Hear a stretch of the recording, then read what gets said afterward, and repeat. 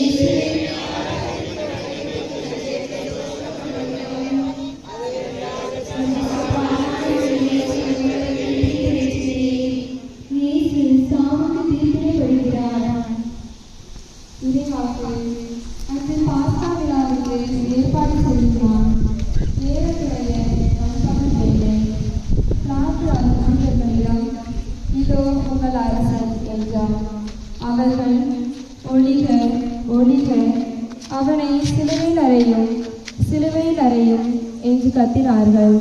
பிலாத்து அவர்களிடம், உங்கள் அரசனை நான் சிலுவையில் அறைய வேண்டும் என்கிறீர்களா என்று கேட்டான். அதற்கு தலைமை குருக்கள், எங்களுக்கு சீசரை தவிர வேறு அரசர் இல்லை என்றார்கள். அப்போது பிலாத்து அவரை சிலுவையில் அறையுமாறு அவர்களிடம் ஒப்புவித்தார். அவர்கள் இயேசுவை தம் பொறுப்பில் ஏற்றுக்கொண்டார்கள். மரியாள், என்னுடைய மகன் இயேசுவை அநியாயமாய் தீர்ப்பிடுகிறார்கள். எல்லோரையும் அவர் அன்பு செய்து மன்னித்து இரக்கமுடன் நடத்திய அவரை இரக்கமின்றி தீர்ப்பிடுகிறார்கள்.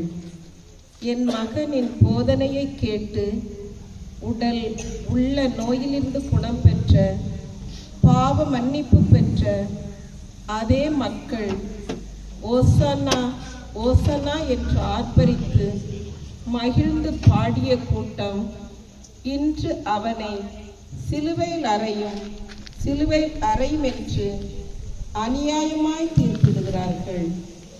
பிலாத்துவால் கூட அவர் மீது குற்றம் எதுவும் காண இயலவில்லை.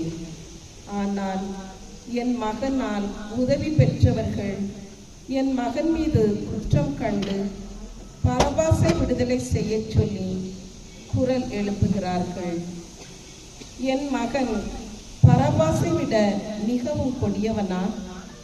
என் மகனுக்காக குரல் கொடுக்க இங்கே ஒருவரும் இல்லையா? இயேசுவின் இதையும் பேசியது. எனக்குத்தான் இந்த சிலுவை சாவிலிருந்து தப்பிக்க எத்தனை வாய்ப்புகள்! இந்த யூத மக்கள் தான் ஒருமுறை என்னை தங்கள் அரசனாக்க விரும்பினார்கள். என் சீடன் பேதுரு ஒருமுறை எனக்கு எளிய மோசையுடன் கூடாரம் ஒன்று அமைத்து தருவதாக கூறினார். இப்போது இந்த பிலாத்து நான் விரும்பினார் எனக்கு விடுதலை தருவதாக கூறுகிறார். இந்த வாய்ப்புகளை பயன்படுத்தி இந்த தீர்ப்பிலிருந்து தப்பித்து வாழ நினைத்தார். ஐயோ, என் தந்தையின் விருப்பத்தை நிறைவேற்றாத இஸ்ரேல் மக்களை போல் ஆவியனார். எனவே இந்த மனித தீர்ப்புக்கு நான் தயார். சிந்தனை: இயேசுவுக்கு அளிக்கப்பட்ட தீர்ப்பு அநியாயமானது என்றுதானே நாம் நினைக்கிறோம். பிறரை குற்றவாளிகள் என்று குறை கூறும் நாமும் குற்றம் செய்தவர்கள் என்று சிந்திக்கின்றோமா? இன்று நம் அனுதின வாழ்க்கையில் நம்முடைய சுயநலத்திற்காக, நம்மை காப்பாற்றிக் கொள்வதற்காக, உலக இன்பங்களை அடைவதற்காக குற்றமற்ற ஒரு மனிதனை நாம் குற்றவாளியாக தீர்ப்பிடும்போது இயேசுவை தானே நாம் அநியாயமாக தீர்ப்பிடுகிறோம். உண்மைக்கு சாட்சி சொல்ல வந்தேன் என்று சொன்ன இயேசுவின் பிள்ளைகளான நாம் எத்தனை பொய் சாட்சிகள் சொல்லியிருக்கிறோம். உண்மை என்னவென்று தெரியாமலேயே பொய்க்கு துணை போயிருக்கும் போலித்தனமான தருணங்களுக்காக மனம் வருந்துவோம். இனியாவது உள்ளது உள்ளபடி பேசுவோம். இயேசுவின் பிள்ளைகள் ஆவோம். சிந்திப்போம். ஜெபம். இரக்கமுள்ள இயேசுவே, யாரையும் அநியாயமாக தீர்ப்பிடாமல் இருக்க அருளாரும். ஆமென். விண்ணுலகில் இருக்கிற எங்கள் தந்தை, உமது பெயர் தேவனே என போற்ற பெறுக. உமது ஆட்சி வருக. உமது திருவுளம் விண்ணுலகில் நிறைவேறுவது போல மண்ணுலகிலும் நிறைவேறுக. எங்களுக்கு எதிராக குற்றம் செய்வோரை நாங்கள் மன்னிப்பது போல எங்கள் குற்றங்களை மன்னியும். எங்களை சோதனைக்குட்படுத்தாதையும் தீமையிலிருந்து எங்களை விடுவித்தருளும். ஆமென். அருள் நிறைந்த மரியே வாழ்க, ஆண்டவர் உடனே பெண்களுள் ஆசி பெற்றவர் நீரே. உம்முடைய திருவயிற்றின் கனியாகி இயேசுவும் ஆசி பெற்றவரே. மரியே, இறைவனின் தாயே, பாவலர் எங்களுக்காக இப்போதும் எங்கள் வேளையிலும் வேண்டிக் கொள்ளும். தந்தைக்கும் மகனுக்கும் தூய ஆவிக்கும் மாற்று உண்டாவதாக.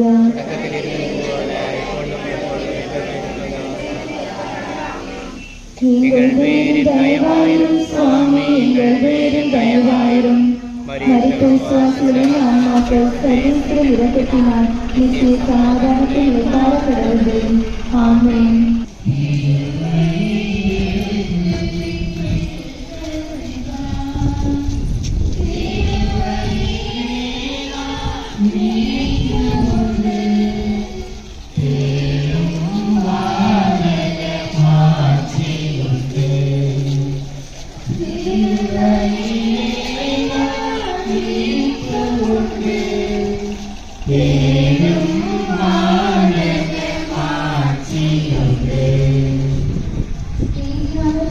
காணப்பட்ட இரண்டாம் ஸ்தலம்.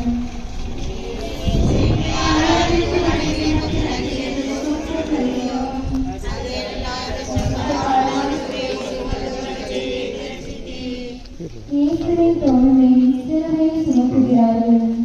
இறைவாக்கு. அவருடைய ஆடைகளை எடுத்து கருஞ்சிவப்பு நிறமுள்ள ஆடைகளை அணிவித்தனர். அவர்கள் ஒரு முள்முடி பிட்டி அவரது தலையின் மேல் வைத்து அவருடைய வலக்கையில் ஒரு கோலை கொடுத்து அவர் முன் முழந்தால் படியிட்டு, யூதரின் அரசரை வாழ்க என்று சொல்லி ஏளனம் செய்தனர். அவர் மேல் துப்பி அக்கோலை எடுத்து அவருடைய தலையில் அடித்தனர். அவரை ஏளனம் செய்த பின் அவர் மேல் இருந்த அங்கியை கழற்றிவிட்டு அவருடைய ஆடைகளை அணிவித்து அவரை சிலுவையில் அறைவதற்காக இழுத்து சென்றனர். மரியாள் பெற்ற வயிறு பற்றி எரிகிறது. நான் காண என்னுடைய மகனை சாட்டையால் அடிக்கிறார்கள், தலையில் முள்முடி சூட்டுகிறார்கள். நான் முத்தமிட்ட நெற்றியை முட்கள் பதம் பார்ப்பதை என்னால் காண இயலவில்லை. என் இதய துடிப்பே நின்றுவிடும் போல் இருக்கிறதே. அவருக்கு உதவிட நினைக்கும் என்னை இந்த கூட்டம் நெருக்கி தள்ளுகிறது. நான் முயன்று முன் வருவதற்குள் அவர் சிலுவை சுமந்து செல்கிறார். இயேசுவின் இதயம் பேசியது. நான் 2000 ஆண்டுகளுக்கு முன்பு இந்த மண்ணில் நடமாடிய போது சென்ற இடமெல்லாம் நன்மை செய்து கொண்டே சென்றேன். மற்றவரின் துன்பங்களையும் சுமைகளையும் தீர்த்தேன்.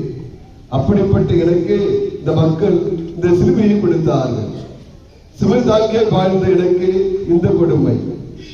எனக்கு வந்த இந்த துன்பத்தையும் கொடுமைகளையும் தாங்கிக் கொண்டு ஏற்று வாழ கற்றுக் கொடுத்தவர் என் அன்னை. உங்கள் குழந்தைகளின் கண்களில் நீர் வழிந்தார். நெஞ்சம் துடிப்பது நியாயமானதுதான். ஆனால் உங்கள் குழந்தைகளுக்கு வாழ்த்து வரும் துன்பங்களை சந்தித்து துணிந்து வாழ நீங்கள் கற்றுக் கொடுத்துள்ளீர்களா? வாழ்வில் வரும் தோல்விகளையும் ஏமாற்றங்களையும் இழப்புகளையும் துணிவுடன் தாங்கி வாழ என் அன்னை எனக்கு கற்றுக் கொடுத்தது போல நீங்களும் உங்கள் பிள்ளைகளுக்கு கற்றுக் கொடுங்கள். சிந்தனை: மனிதனுக்கு துன்பம் வருவது இயல்புதான். ஆனால் நாம் மற்றவர்களின் துன்பத்திற்கு காரணமாக இருக்கக்கூடாது. சிலுவைகளை நான் சுமப்பதா, நான் கஷ்டப்படுவதா? யாராவது கஷ்டப்படட்டும், நமக்கென்ன, நான் மட்டும் சுகமாயிருந்தால் போதும் என்று நம்மில் எத்தனையோ பேர் எண்ணிக்கொண்டிருக்கிறோம். கிறிஸ்து இயேசுவின் மூலம் ஆசீர்வாதங்களை மட்டும் பெற்றுக்கொள்வதற்கல்ல, பாடுகளையும் துன்பங்களையும் அனுபவிக்கவும் நமக்கு அருளப்பட்டிருக்கிறது என்று உணர்ந்திருக்கிறோமா? சிந்திப்போம். ஜெபம். இரக்கமுள்ள இயேசுவே, வரும் சிலுவைகளை வாஞ்சையோடு ஏற்கவும் யாருக்கும் சிலுவையாக மாறாமல் இருக்கவும் அருள்தாரும். ஆமென். விண்ணுலகில் இருக்கிற எங்கள் தந்தையே, உமது பெயர் தூயது என போற்றப் பெறுக. உமது ஆட்சி வருக. உமது திருவுளம் விண்ணுலகில் நிறைவேறுவது போல மண்ணுலகிலும் நிறைவேறுக.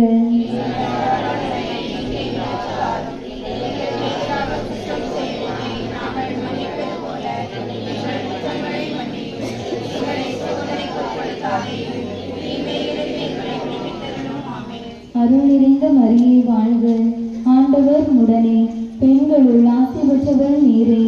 உம்முடைய திருவயிற்றின் கனியாக இயேசுவும் ஆசி பெற்றவரே.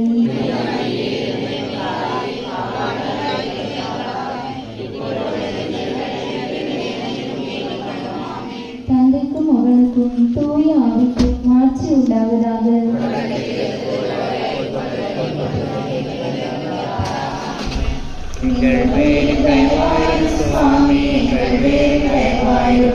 മരിയത്തിൽ വിശ്വാസിതാത്മാക്കൾ സർവേശ്വരനിരക്കത്തിനാം നിത്യസമാധാനേ പാറക്കടവത്. ആമേൻ.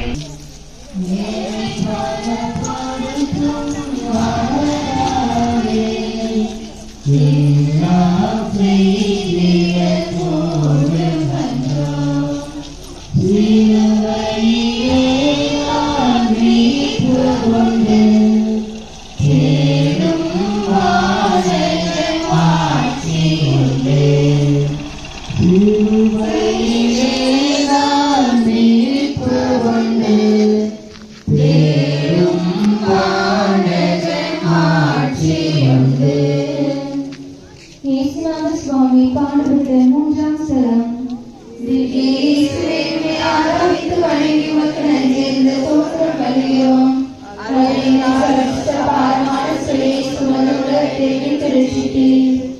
இயேசு சிலுவையின் பாரம் தாங்காமல் முதல் முறை கீழே விழுகிறான். இறைவாக்கு. மெய்யாகவே அவர் நம் பிணிகளை தாங்கிக் கொண்டார், நம் துன்பங்களை சுமந்து கொண்டார். நாமோ அவர் கடவுளால் வதைக்கப்பட்டு நொறுக்கப்பட்டார் என்றும் சிறுமைப்படுத்தப்பட்டார் என்றும் எண்ணினோம். அவரோ நம் குற்றங்களுக்காக காயமடைந்தார், நம் தீச்செயல்களுக்காக நொறுக்கப்பட்டார். அவர் தம் காயங்களால் நாம் குணமடைகின்றோம். அவர் ஒடுக்கப்பட்டார், சிறுமைப்படுத்தப்பட்டார். ஆயினும் அவர் தம் வாயை திறக்கவில்லை. அவர் கைது செய்யப்பட்டு தீர்ப்பிடப்பட்டு இழுத்துச் செல்லப்பட்டார். அவருக்கு நேர்ந்ததை பற்றி அக்கறை கொண்டவர் யார்? மரியாள். அவர் சுட்டி குழந்தையாய் தட்டு தடுமாறி கீழே விழுந்த போதெல்லாம் தூக்கிவிட்டு அடிபட்ட இடத்தில் அன்பு மழை பொழிந்தவள் நான். ஆனால் இன்று நெட்ட நெடுவன வளர்ந்த என் மகன் இயேசு சிலுவையின் பாரம் தாங்காமல் கீழே விழுகிறார். ஓடிச் சென்று உதவிட நினைக்கும் எனக்கு உடல் பலம் போதவில்லை, உதவுவார் யாரும் இல்லை. அவர் நிலை கண்டு நிலை குலைந்து போனேன் நான். இயேசுவின் இதயம் பேசியது. நான் இந்த அன்னைக்கு மட்டும் தெரிந்தவராய் இருந்தபோது நான் கீழே விழுந்த போதெல்லாம் என்னை தூக்கிவிட்டார். இப்பொழுது என்னை அனைவருக்கும் தெரியும். ஆனால் கீழே விழுந்த எனக்கு உதவுவார் யாரும் இல்லை. கசியடையும் காயங்கள், தலையில் முழுமொழி, அவமானம், சிறுமை பாரம் இவன் உடலை வருத்தவில்லை. ஆனால் மக்களின் செயலால் இதயம் வழியால் துடித்தது. சிந்தனை. கெத்செமனே தோட்டத்தில் பிடிக்கப்பட்ட பின்னர் அடுத்த நாள் ஆளுநரான பிலாத்துவின் முன் நிறுத்தப்படும் வரையிலும், இதோ இந்த சிலுவை சுமத்தப்படும் வரையிலும் அவர் அடிக்கப்பட்டார், நொறுக்கப்பட்டார். அதனால் அவருடைய பரிசுத்த இரத்தம் பலமுறை இந்த பூமியில் சிந்தப்பட்டதால் பலவீனப்பட்ட அவர் பாவத்தின் பாரம் தாங்காமல் பரிதவிக்கிறார். தட்டு தடுமாறி கீழே விழுகிறார். விழுந்த இயேசு அங்கேயே விழுந்து கிடந்தாரா? இல்லை, எழுந்தார், நடந்தார், தன் இலக்கை நோக்கி முன்னேறுகிறார். பாவத்திலே விழுந்து போன தன் மகன் தன்னை தேடி வரமாட்டானா என்று அன்று ஊதாரி பிள்ளையின் தகப்பன் ஏக்கத்தோடு காத்திருந்ததைப் போல இன்று நம்முடைய ஆண்டவர் நமக்காக, நம் மனம் திரும்புதலுக்காக தாகத்தோடு காத்து கொண்டிருக்கிறார். எழுந்து வருவோமா? நெஞ்சோடு அணைத்து நம்மை அன்போடு ஏற்றுக்கொள்ள இயேசு எதிர்நோக்கி காத்திருக்கிறார். நம்மை ஒப்புக் கொடுத்து ஜெபிப்போமா? சிந்திப்போம். ஜெபம். மனத்தாட்சியும் சாந்தமும் உள்ள இயேசுவே, வலுவற்ற எங்களில் உம் வல்லமை வெளிப்பட அருள்தாரும். ஆமென். உலகில் இருக்கிற எங்கள் தந்தையே, உமது பெயர் தூயதென போற்றப் பெறுக. உமது ஆட்சி வருக. உமது திருவுளம் விண்ணுலகில் நிறைவேறுவது போல மண்ணுலகிலும் நிறைவேறுக.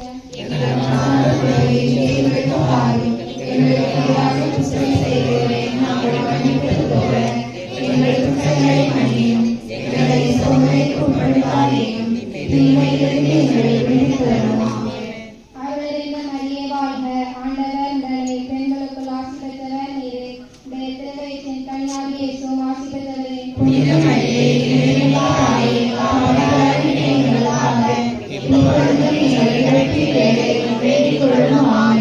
தந்தைக்கும் மகனுக்கும் தூய ஆவியாருக்கும் ஆட்சி உண்டாவதாக.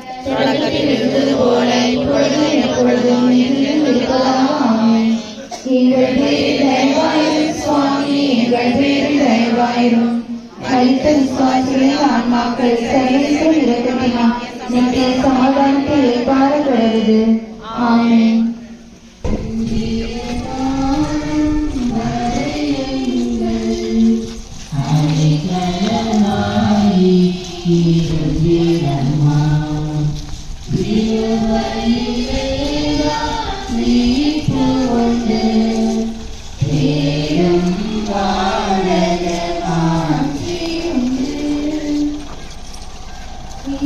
சுவாமி காண்பித்த நான்காம் ஸ்தலம்.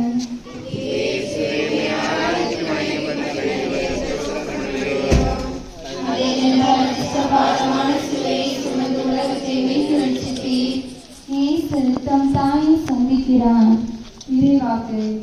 சிமியோன் அவர்களுக்கு ஆசி கூறி அவர் தாயாகிய மரியாவை நோக்கி, இதோ இக்குழந்தை இஸ்ரேல் மக்களுள் பலரின் வீழ்ச்சிக்கும் எழுச்சிக்கும் காரணமாக இருக்கும், எதிர்க்கப்படும் அடையாளமாகவும் இருக்கும். இவ்வாறு பலருடைய மறைவான எண்ணங்கள் வெளிப்படும். உமது உள்ளத்தையும் ஒரு வாள் ஊடுருவி பாயும் என்றார். மரியாள், எப்படியோ தட்டு தடுமாறி என் மகனின் முகத்திற்கு முகம் சந்தித்தேன். அனைத்தையும் உள்ளத்தில் நிறுத்தி சிந்தித்தவள் நான். எருசலேம் ஆலயத்தில் சிறுவனாய் இயேசு சொன்ன வார்த்தைகள் இன்று என் உள்ளத்தில் ஓடின. நான் என் தந்தையின் அலுவல்களில் ஈடுபட்டிருக்க வேண்டும் என்பது உங்களுக்கு தெரியாதா என்று 12 வயதிலே புலமையோடு பேசியவனாயிற்றே இயேசு. இப்படி ஒரு தருணம் யாருடைய வாழ்விலும் யாருக்கும் வரக்கூடாது என நினைத்தேன். அவரின் உடல் உபாதையெல்லாம் அவரின் கண் இடுக்கில் கண்டுகொண்டேன்.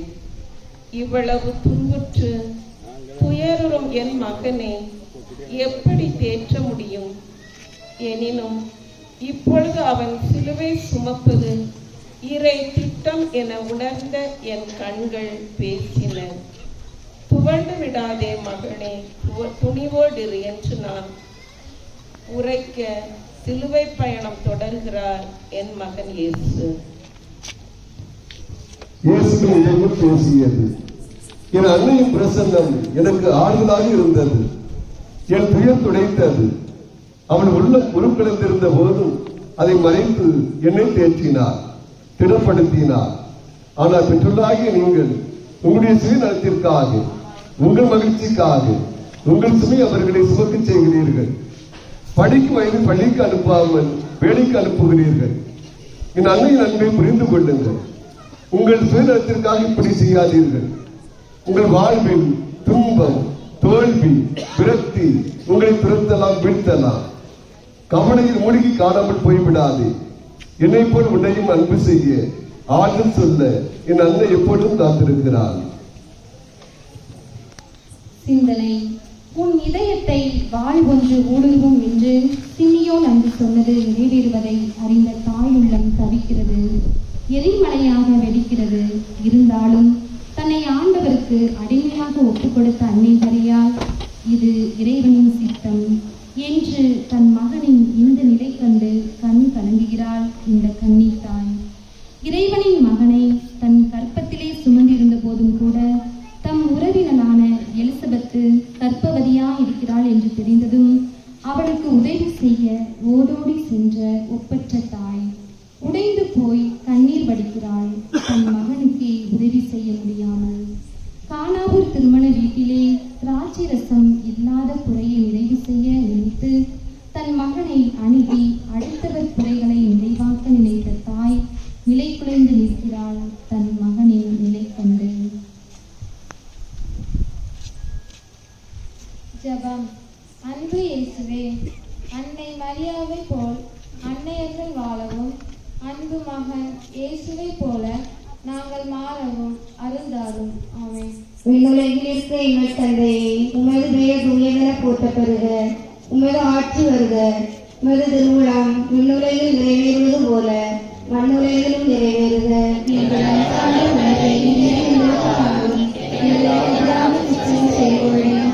மன்னிப்பது போல எங்களை சோதனைக்கு உட்படுத்தாதேயும் தீமையிலிருந்து எங்களை விடுவித்தருளும். ஆமென். அருள் நிறைந்த மரியே வாழ்க, ஆண்டவர் உடனே பெண்களுக்குள் ஆசீர்வதிக்கப்பட்டவள் நீரே. உடைய திருவயத்தின் கனியாகிய இயேசுவும் ஆசீர்வதிக்கப்பட்டவரே.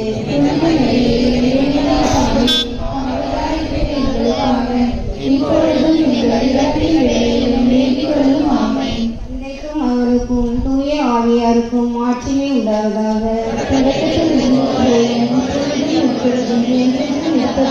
ஆமென். எங்கள் பேரில் தயவாயும் சுவாமி, எங்கள் பேரில் தயவாயும்.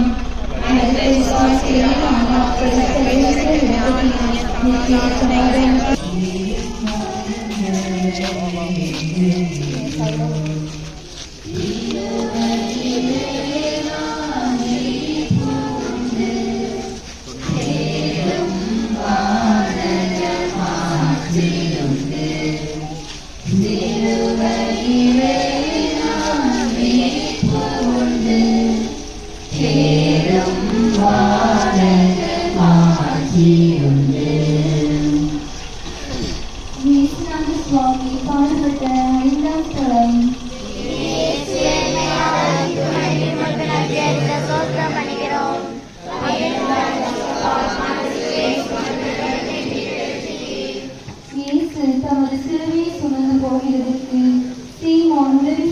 என்றான். இறைவாக்கு இயேசு கூறியது, பெருந்துணை சுமந்து சோர்ந்திருப்பவர்களே, எல்லோரும் என்னிடம் வாருங்கள், நான் உங்களுக்கு இளைப்பாறுதல் தருவேன்.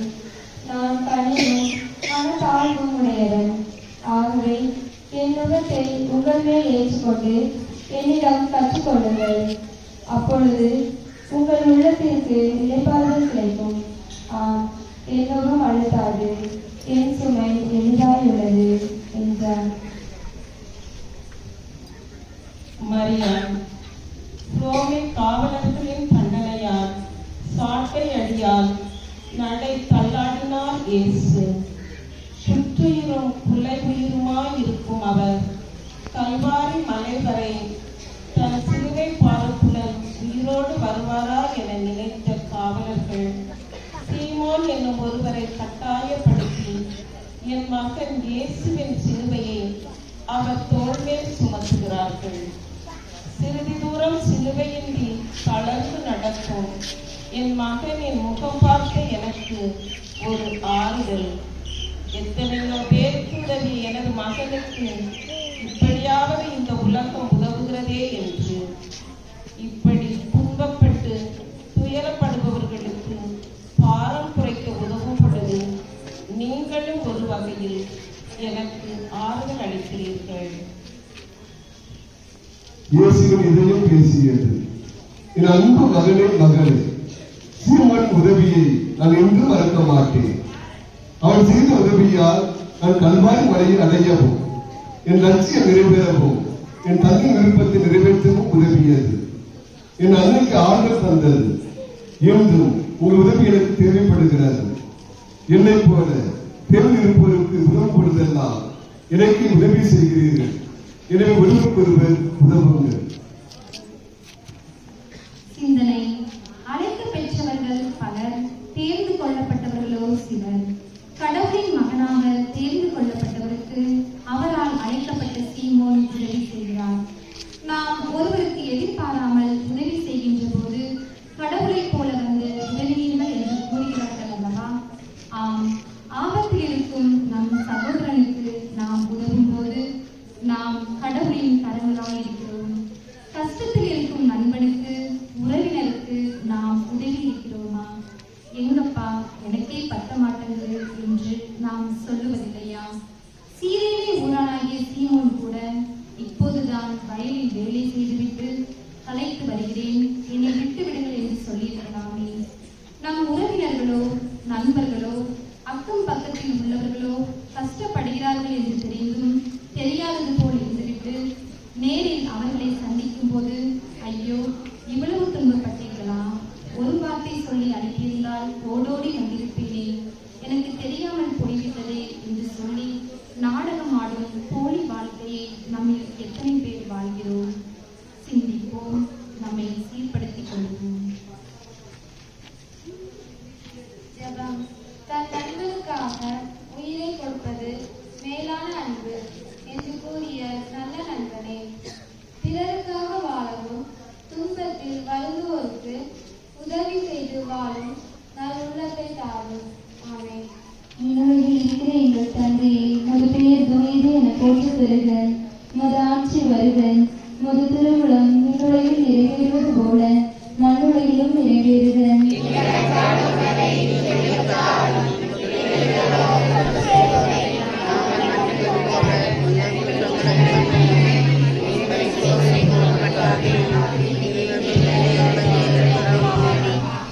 அருள்நிறைந்த மரியே வாழ்க, ஆண்டவர் உடனே, பெண்களுள் ஆசி பெற்றவர் நீரே.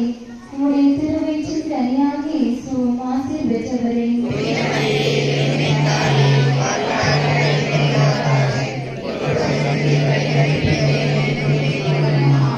தந்தைக்கும் மகனுக்கும் தூய ஆவிக்கும் ஆட்சி உண்டாவதாக.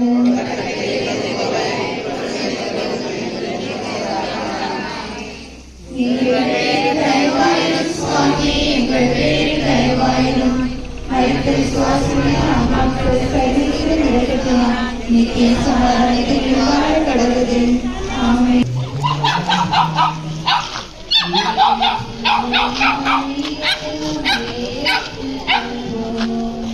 Amen.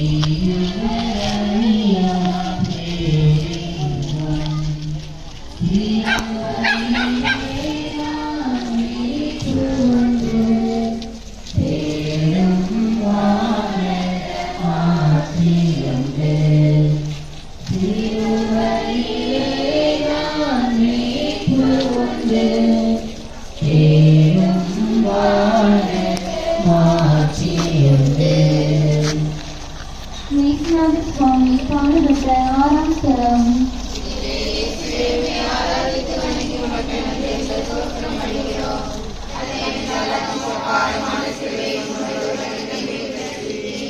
இரத்த கரைபிடித்த இயேசுவின் திருமுகத்தை கரோலிக்கம்மாள் தொடுக்கிறாள்.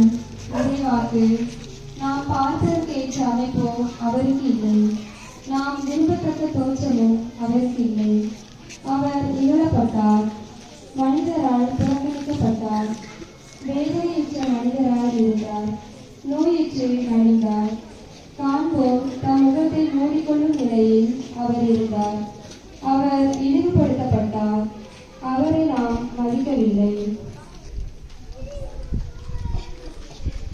மரியாள் மாலை வெயிலில் வியர்வையுடன் இரத்தமும் அடிய கரடுமுரடான பாதையில் கால்கள் தட்டு தடுமாறி அலங்கோலமாய் காட்சியளிக்கிறார் என் மகன் இயேசு. பெண்கள் என்றால் கோழைகள், தாழ்ந்தவர்கள், அழகிற்கும் மோகத்திற்கும் அடிமையானவர்கள் என்று பெண்ணினத்தை குறைத்து பேசிய இந்த சமுதாயத்தின் அடிமைத்தன சிந்தனையை உடைத்து பாடுகளின் பயணத்தில் உள்ளே நுழைந்து இயேசுவின் முகத்தை துடைக்கிறாள் வீரப்பெண் ரோனிக்காள். துண்டு துணியால் அவர் முகம் துடைத்தாள். எதையாவது எதிர்பார்த்து உதவிடும் உலகத்தில் எதையுமே எதிர்பார்க்காமல் உதவிடும் இவளுக்கு என் அன்பு மகன் இயேசு கொடுத்த அன்பு பரிசு அவரது முகத்தின் பிரதி. நம்பிக்கையோடு அவரை நாடிய எவரும் என்றும் கைவிடப்படுவதில்லை.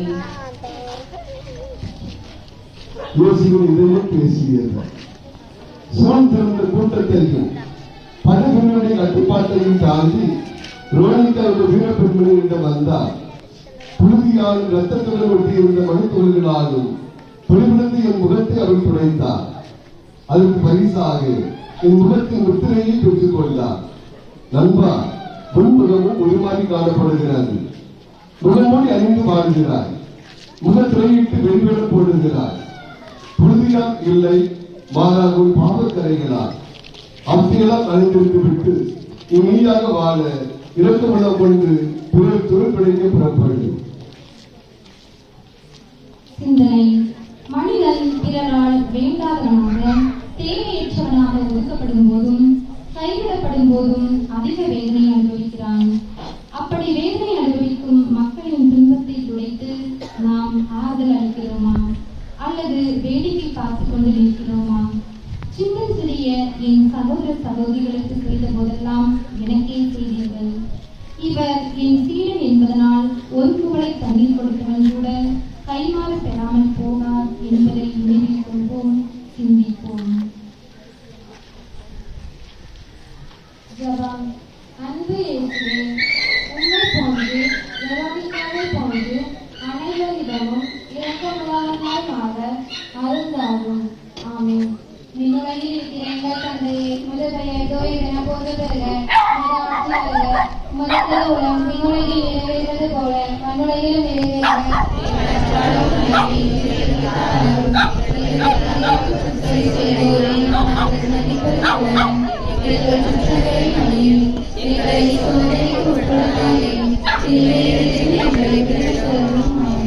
அருளிலிருந்து மரியே வாழ்க. ஆண்டவர் தன்னை பெண்களுக்குள் ஆசி பெற்றவர் நீரே. உடைய திருவயிற்றின் கனியாகிய இயேசுவும் ஆசி பெற்றவரே.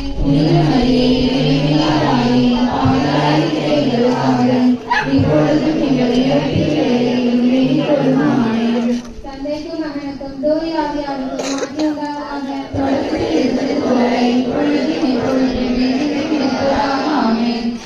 எங்கள் பேரில் தயவாயிரும் சுவாமி, எங்கள் பேரில் தயவாயிரும். சமாதானம் கடவுளே. ஆமென்.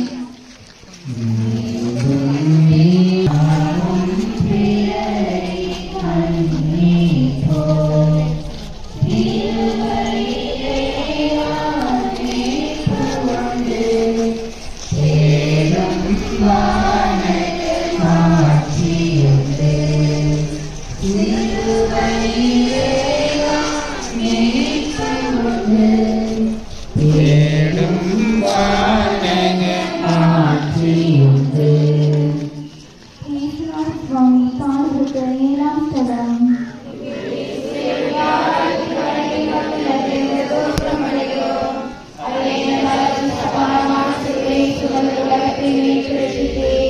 இயேசு 2ஆம் முறை கீழே விழுகிறார். இறைவாக்கு அழிப்போர்க்கு என் முதுகையும் தாடியை திரும்புவோர்க்கு என் தாடையையும் ஒப்புவித்தேன். நிந்தனை செய்வோர்க்கும் காரை எண்ணுவோர்க்கும் என் முகத்தை மறக்கவில்லை. பாதாளத்தில் நின்று உம்மை நோக்கி கூப்பிடுகிறோம். என் குரலை கேட்டருளும் ஆண்டவரே. நீர் என் பாவங்களை பாராட்டுகிறார்கள். உனக்கு முன்பாக நிற்க வளர்கிறார் ஆண்டவரே. மரியாள், என் அன்பு மகன் இயேசுவை வழிநடுக சாட்டையால் அடித்தார்கள், ஏளனமாய் பேசினார்கள். உடல் தளர்ந்து பசி தாகத்தால் வலுவிழந்து சிலுவை பாரம் தாங்காமல் கால் இடறி 2ஆம் முறையாக கீழே விழுகிறார். பாலூட்டி தாளாட்டி சீராட்டி வளர்த்த நான் பரிதவித்து நிற்கிறேன் கல் சிலையாய். மூச்சற்று நாவறண்டு நாடி நரம்பெல்லாம் தளர்ந்து கீழே விழுந்தவர் தந்தையின் விருப்பத்தை நிறைவேற்ற எழுந்து நடக்கிறார் சிலுவை சுமந்து. இயேசுவின் இதயம் பேசியது. இதோ சிலுவையின் பாரம் தாங்க முடியாமல் விழுந்து கிடக்கிறேன். என்னை தூக்கி விடுவார் யாரும் இல்லை. கற்களும் முட்களும் நிறைந்த இந்த கொடிய பாதையில் இடைத்தடுமாறி விழுந்து விட்டேன். மனித நேயம் உண்டா என தேடினேன். ஒருவரிடமும் இல்லை. என் வீழ்ச்சியை கண்டு கைவிட்டு சிரிக்கிறது மக்கள் கூட்டம். என் உடலில் இருந்து வந்த ரத்தத்தை பூமி வாய்ப்பிழந்து பிடிக்கிறது. இந்த நிலைக்கு நெய்யும் ஒரு காரணம். குழந்தை தொழிலாளி, அநியாய கூலி, வரதட்சணை, அநீத வட்டி, வீண் சண்டை சச்சரவுகள் என மனிதநேயமற்ற சிறுகளால் முன் உடன்பாடும் சகோதர சகோதரிகளை வீழ்த்துகிறார். நண்பா, இனியாவது மனிதநேயம் கொண்டு மகளிடம் வாழ பாடுபடும். சிந்தனை. சிலுவை பயணத்தில் பாதை எங்கும் கல்லும் முள்ளும் கரடும் குண்டும் புலியும் ஏளன பேச்சும் செயல்களும் வசை மொழிகளும் நிறைந்திருக்க கல்வாரி நோக்கி பயணம் செய்யும் இயேசுவை உற்று நோக்குங்கள். நாம் செய்கின்ற பாவத்திலிருந்து இயேசு கிறிஸ்துவின் இரத்தத்தால் கழுவப்பட்டு எழுந்து பின் மறுபடியும் நாம் பாவத்தில் விழும்போது இதே தண்டனையை மீண்டும் மீண்டும் அவருக்கு கொடுக்கிறோம். விழாமல் இருப்பதில்லை வாழ்க்கை. விழுகின்ற ஒவ்வொரு முறையும் எழுவதுதான் வாழ்க்கை. கீழே விழுந்தாலும் இயேசு உள்ளத்தில் உறுதியுடன் எழுந்து நடக்கிறார். பாவம் எதுவும் செய்யாத அவர் பாவிகளாகிய நமக்காக எழுந்து நடந்தது போல நாமும் நம் பாவ சூழ்நிலையிலிருந்து எழுந்து நடப்போமா? சிந்திப்போம். ஜெபம். அன்பு இயேசுவே, எத்தனை முறை விழுந்தாலும் நம்பிக்கை இழக்காமல் எழுந்து நடக்காத தாரும். ஆமென். விண்ணுலகில் இருக்கிற எங்கள் தந்தையே, உமது தூயென போற்றப்படுக. உமது ஆட்சி வருக. உமது திருவிழம் விண்ணுலகில் நிறைவேறுவது போல மண்ணுலகிலும் நிறைவேறுக.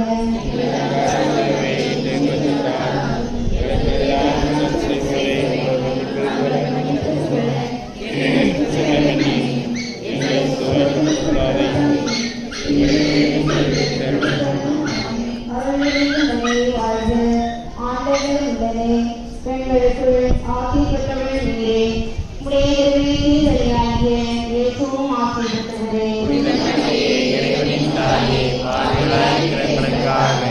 இப்பொழுது புதிய ஆவியாருக்கு மாற்றமே உண்டாவதாக.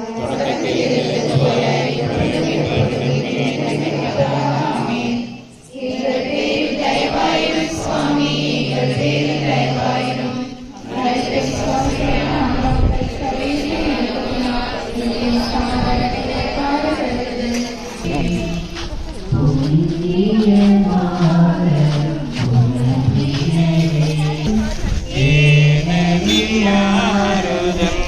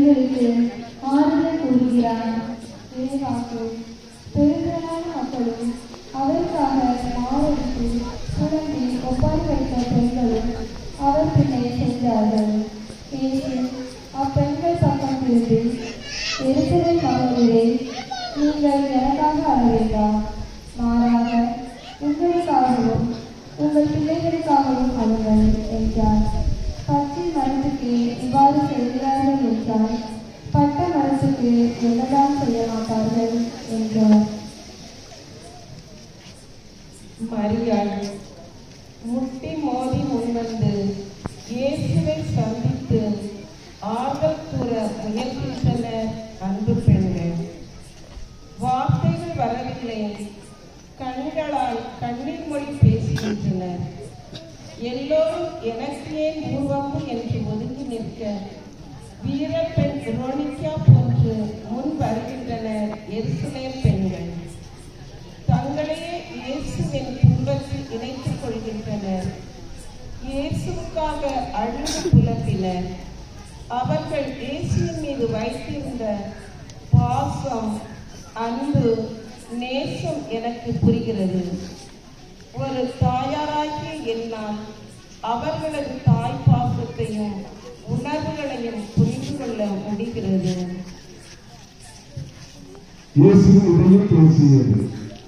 உடன் கடைசி வரை வருவோம்.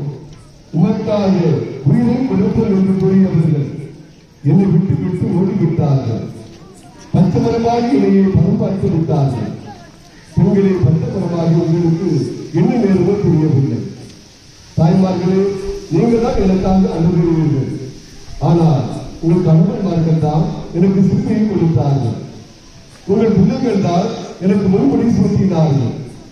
உங்கள் உறவினர்கள் தான் என்னை கசையால் கசைக்கு அடித்தார்கள். இப்போது உங்களுடைய பேசுவதாக தடுப்பதும் உதவுகிறது. பெண்ணினமே, உங்கள் கணவர்களும் பிள்ளைகளும் செய்யும் தீச்செயல்களுக்கு அல்லங்கள் எச்சரிக்கையாயிருங்கள். சிந்தனை. இன்று நம்மில் அநேகர் இயேசுவுக்கு ஆறுதல் சொல்ல இந்த சிலுவை பாதைக்கு வந்திருக்கலாம். அவர்களை பார்த்து இயேசு கூறுவது, நீங்கள் எனக்காக அழாதீர்கள், உங்களுக்காகவும் உங்கள் பிள்ளைகளுக்காகவும் அழுங்கள். நம் பிள்ளைகளுக்காக, அவர்களுடைய எதிர்காலத்திற்காக, நல் வாழ்விற்காக ஆண்டவருடைய பாதத்தில் அமர்ந்து கண்ணீரோடு நாம் ஜெபித்திருக்கிறோமா? ஊர் சுற்றவும், சினிமா, கேபிள் டிவி பார்க்கவும், இந்த உலகப் போக்கில் வாழவும் கற்றுள்ள நம் பிள்ளைகளுக்கு இயேசுவை பார்க்க கற்றுக் கொடுத்திருக்கின்றோமா? நமக்கு கொடுக்கப்பட்ட பணியை சரிவர செய்யாது, வேலையின்றி சுற்றி திரிந்து, பெற்றோருக்கு கீழ்ப்படியாது, பெரியோர்களுக்கு கொடுக்க வேண்டிய மதிப்பும் மரியாதையும் அன்பும் தராது, சகோதர சகோதரிகளை வெறுத்து பணம், சொத்து, சுகம் இருந்தால்தான் உறவு, இல்லை என்றால் நீ யாரோ நான் யாரோ என்று வாழ்ந்து கொண்டிருக்கும் இச்சூழ்நிலைகளில் ஒடுக்கப்பட்ட துயரப்பட்ட உள்ளங்களுக்கு ஆறுதல் அளிக்கிறோமா? ஜெபம். பிறர் உனக்கு என்ன செய்ய வேண்டும் என்று விரும்புகிறாயோ அதையே நீ மற்றவர்களுக்கு செய் என்று கூறிய இயேசுவே, அன்பு பெறுவதை விட நாங்கள் பெற்றுக்கொண்ட உம் அன்பை பகிர்ந்து வாழ அருள்தாரும். ஆமென். உங்களுக்கு இருக்கிற எங்கள் தந்தையே, உமது பெயர் தூயது என போற்ற பெறுக. உமது ஆட்சி வருக. உமது திருவுளம் விண்ணுலகில் நிறைவேறுவது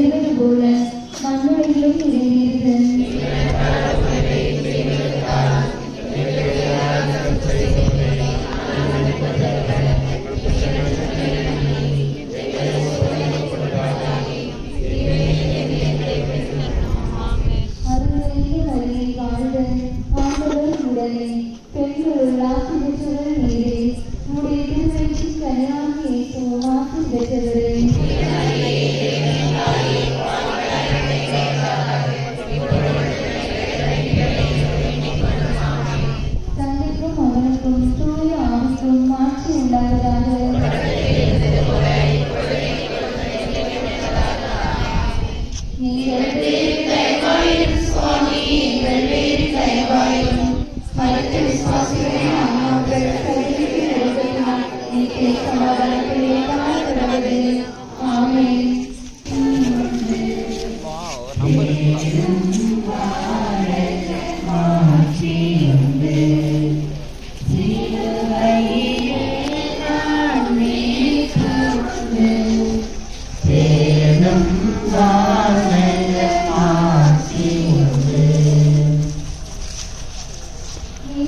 சுவாமி பாடுபட்ட ஒன்பதாம் ஸ்தலம்.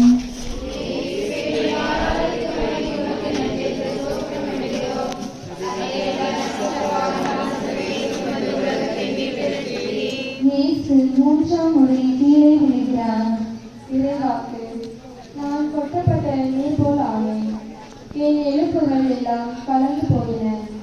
என் இதயம் நெருப்பு போல் ஆயிற்று. என் உள்ளுறுப்புகளின் நடுவே உருகி போயிற்று.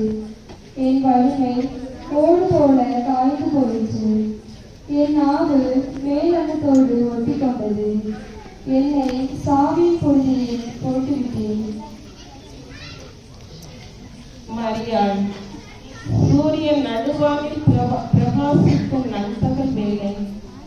அது தன் வெப்ப கதிர்களை பலமாய் உமிழ்ந்து கொண்டிருக்கிறது. தாழாத வெப்பம் ஒருபுறம், ஓயாத அடிகளும் உதைகளும் மறுபுறம். இத்தனைக்கும் மத்தியில் பார சிலுவையை என் மகன் இயேசு நம்பிக்கையோடு சுமந்து செல்கிறார். சிலுவையின் பாரம் தாங்காமல் மூன்றாம் முறை கீழே விழுகிறார். என் மகனின் வேதனை என்னை நிலைக்குலைய செய்கிறது. என்ன செய்ய முடியும் என்னால்?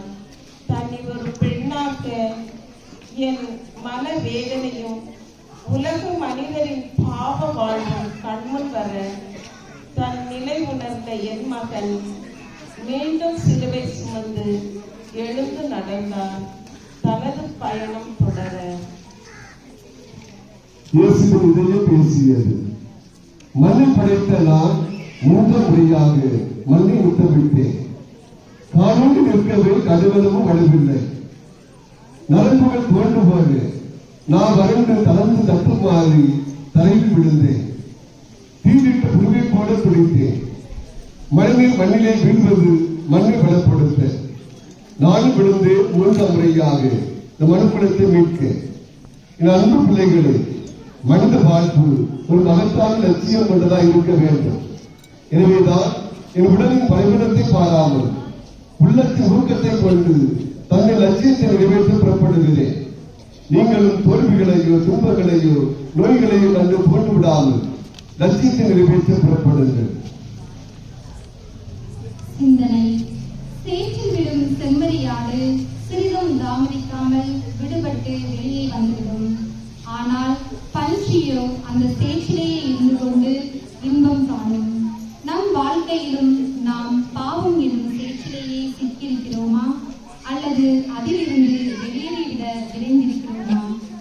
பாவம் என்னும் சேற்றிலே பூதாவின் மகன் பன்றிகளின் மத்தியில் இருந்துதானே சிந்தித்தான், செயல்பட்டான். அவன் போல நாமும் எழுந்து வர வேண்டாமா? நம்மால் இது சில நேரம் முடியாதது என்றாலும் நம் தேவனால் முடியும் என்று நம்புகிறாயா? நல்ல பாவ சங்கீர்த்தனம் செய்து இயேசுவின் பாதம் அண்டி வருவோம். எழுந்து வா மகனே, மகளே என எதிர்கொண்டு அழைக்க இயேசு காத்துக் கொண்டிருக்கிறார். சிந்திப்போம், செயல்படுவோம், சிரம் தாழ்த்தி ஜெயிப்போம். ஜெபம். அன்பு இயேசுவே, தீட்டப்பட்ட வைரத்தின் மதிப்பு உயர்ந்தது போல் நாங்கள் துன்பங்களால் தீட்டப்படாததாகும். ஆமென். விண்ணுலகில் இருக்கிற எங்கள் தந்தையே, உமது பெயர் தூயதென போற்றப் பெறுக. உமது ஆட்சி வருக. உமது திருவுளம் விண்ணுலகில் நிறைவேறுவது போல மண்ணுலகிலும் நிறைவேறுக.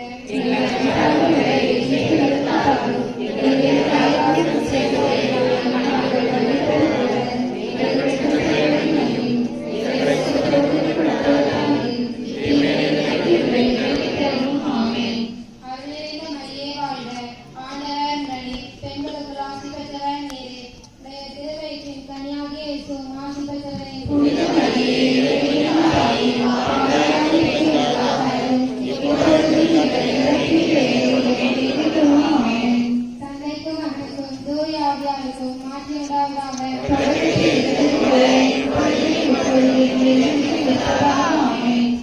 எங்கள் பேரில் தயவாயிரும் சுவாமி, எங்கள் பேரில் தயவாயிரும்.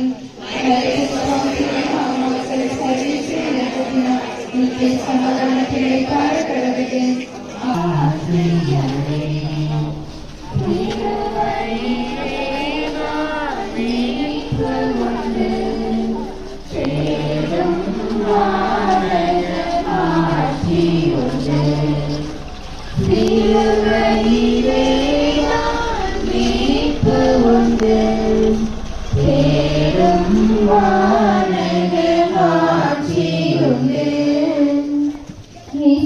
சுவாமி பாடுபட்ட பத்தாம் ஸ்தலம்.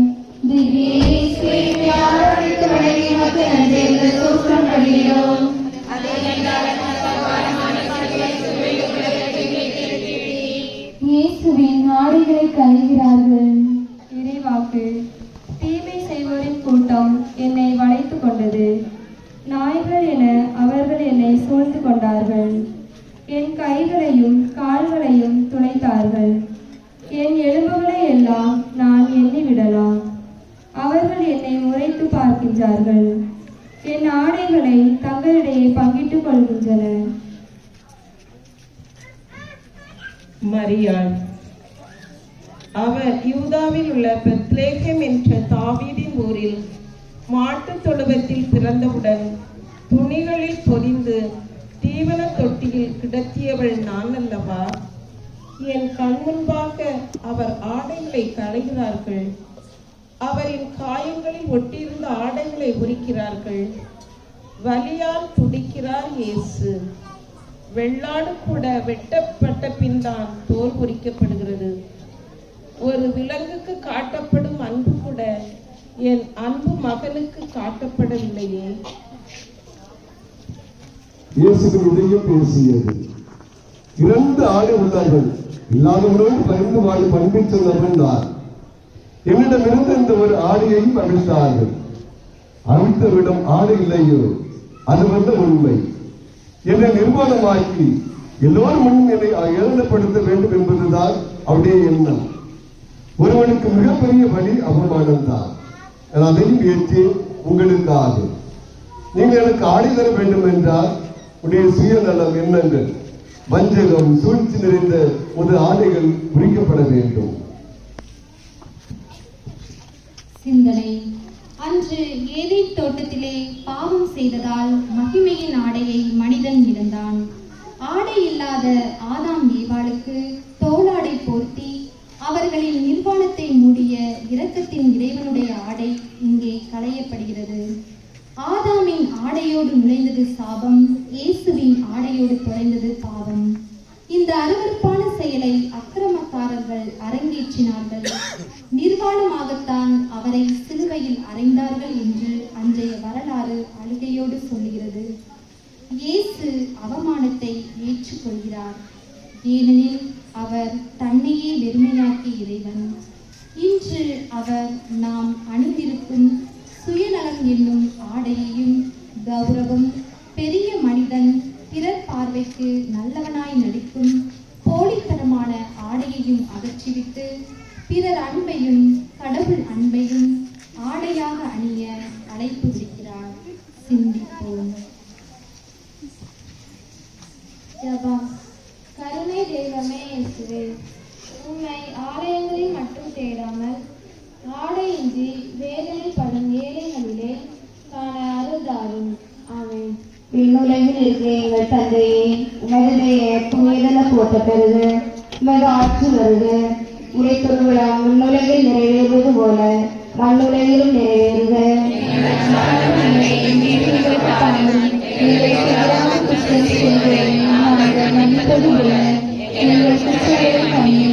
எங்களை சோதனைக்கு உட்படுத்தாதேயும் தீமையிலிருந்து எங்களை விடுவித்து தரும். ஆமென். அருள் நிறைந்த மரியே வாழ்க, ஆண்டவர் உடனே பெண்களுக்குள் ஆசி பெற்றவள் நீரே.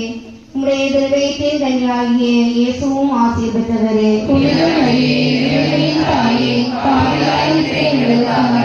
இப்பொழுதும் எங்கள் இறப்பின் வேளையிலும் வேண்டிக் கொள்ளும். ஆமென். தந்தைக்கும் அவருக்கும் தூய ஆவியாருக்கும் ஆட்சியை உண்டாவதாக. தொடக்கத்தில் இருந்தது போல இப்பொழுதும் எப்பொழுதும் இருப்பதாக. ஆமென்.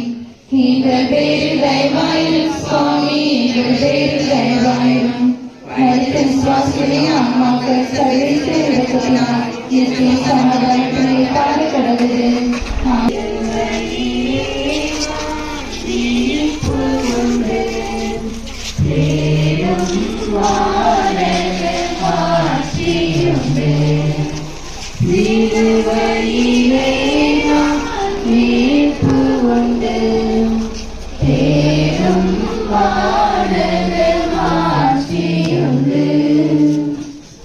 இயேசுநாத சுவாமி பாடுபட்ட 11ஆம் ஸ்தலம். சோஸ்திரம் பண்ணுகிறோம். அதெல்லாம் சிஸ்டபாரமான சிலுவை சுமந்துள்ளத்தை மீட்டு ரட்சித்தே. இயேசு சிலுவையில் அறையப்படுகிறார். இறைவாக்கு. மண்டையோடு எனப்படும் இடத்திற்கு வந்ததும் அங்கே அவரையும் வலப்புறம் ஒருவனும் இடப்புறம் ஒருவனுமாக 2 குற்றவாளிகளையும் அவர்கள் சிலுவையில் அறைந்தார்கள். திருச்சட்டத்தை பொறுத்தமட்டில் நான் இறந்தவன் ஆனேன். அதற்கு அச்சட்டமே காரணம். நான் கடவுளுக்காக வாழ்கிறேன். கிறிஸ்துவோடு சிலுவையில் அறையப்பட்டிருக்கிறேன். எனவே இனி வாழ்பவன் நான் அல்ல, கிறிஸ்துவே என்னுள் வாழ்கிறார். மரியாள், என்னுடைய மகன் என் கையிலும் காலிலும் ஆணி அறைகிறார்கள். இதற்கு முன் இப்படி யாரையும் சிலுவையில் அறைந்ததை நான் பார்த்ததில்லை, பார்க்கவும் முடியாது. என் மனம் பதைக்கிறது, கண்களில் கண்ணீர் கரை புரண்டோடுகிறது. கண்மூடி இறைவனிடம் விருப்பப்படியே ஆகட்டும் என்று சரணடைந்தேன். உள்ள குமுறலை மௌனத்துடன் ஜெபித்தேன். என் மகன் படும் எல்லா துன்பமும் துயரமும் வேதனையும் இந்த உலகத்தின் மீட்புக்காகத்தான். என்னுடைய மகனே உலகின் பாவம் போக்க வந்த மெய்யான செம்மறி என்பதை புரிந்து கொள்கிறேன். வேறென்ன செய்ய முடியும் என்னால்? உங்கள் பாவங்களுக்காக பரிகாரம் செய்ய வந்தவரே என் மகன் இயேசு. இயேசுவின் இதயம் பேசியது. ஆசியளித்து அசந்த என் கைகளை, உதவி செய்து ஓய்ந்த என் கைகளை, புதுமைகள் புரிந்த என் கரங்களை நீளம் வரை சிலுவையோடு இழுத்து அறைகிறார்கள். கலிலேயா, சமாரியா, பெத்தானியா, எருசலேம், நாசரேத், கெனசரேத், யூதேயா என பல பகுதிகளில் சுற்றி பணிபுரிந்த ஓடிச் சென்று உதவிய என் கால்களில் ஆணி அறைகிறார்கள். என் கரங்களிலும் கால்களிலும் ஆணிகள் அடிக்கும் சத்தம் என் அண்ணன் இதயத்தை நலப்படுத்தியது. என் கைகளில் இருந்தும் என் கால்களில் இருந்து பீரிட்ட ரத்தம் என் அன்னையின் கண்களில் ரத்த கண்ணீரை படிக்க செய்தது. என் அன்னை இவை அனைத்தையும் உள்ளத்தில் இருத்தி சிந்தித்து கடவுளுடைய சித்தங்களை ஏற்றுக்கொண்டார். எவர் மீது பகையோ வெறுப்போ கோபமோ காட்டவில்லை. அனைவரையும் மன்னித்து அன்பு செய்தார். அப்படியே நீங்களும் உங்கள் வாழ்வில் வரும் துன்பங்களை ஏற்று இறை திட்டம் நிதி என அறிந்து பிறரை மன்னித்து வாழ கற்றுக்கொள்ளுங்கள். சிந்தனை. நாம் எல்லாம் நினைக்கிறோம், யூதர்கள் தானே இயேசுவை சிலுவையில் அறைந்தார்கள் என்று. அவர்கள் மட்டுமல்ல, அவர்களோடு நாமும் தான். நம் பாவங்களும் தான் அவர் சிலுவையில் அறையப்பட காரணமாயின என்பதை அறிந்திருக்கிறோமா? தாயின் கருவில் நாம் உருவாகும் முன்னே நம்மை தெரிந்து கொண்ட நம் அன்பு தேவன் ஒரு குறையுமின்றி கொடுத்த நமது உடலை கொண்டு நாம் அவருக்கு, அவருடைய கட்டளைகளுக்கு, அவருடைய வார்த்தைகளுக்கு எதிராக செய்கின்ற பாவங்கள் தான் அவருடைய உடலில் பாய்ச்சப்பட்ட பயங்கரமான ஆணிகள் என்பதை உணர்ந்து மனம் வருந்தி மன்னிப்பு வேண்டுவோம், சிந்திப்போம். ஜெபம். அன்பு இயேசுவே, நாங்கள் எங்கள் சுயநலத்திற்காக அப்பாவிகளை சிலுவையில் அறையாமல் இருக்க அருள்தாரும். ஆமென். விண்ணுலகில் இருக்கிற எங்கள் தந்தையே, உமது பெயர் தூயது என போற்ற பெறுக. உமது ஆட்சி வருக. உமது திருவுளம் விண்ணுலகில் நிறைவேறுவது போல மண்ணுலகிலும் நிறைவேறுக. எங்களுக்கு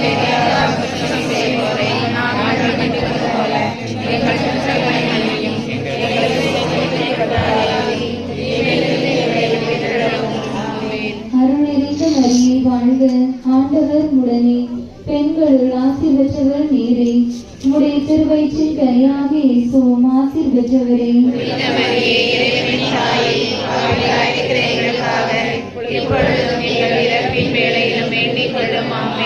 தந்தைக்கும் மகனுக்கும் தூய ஆவிக்கும் ஆட்சி உண்டாவதாக.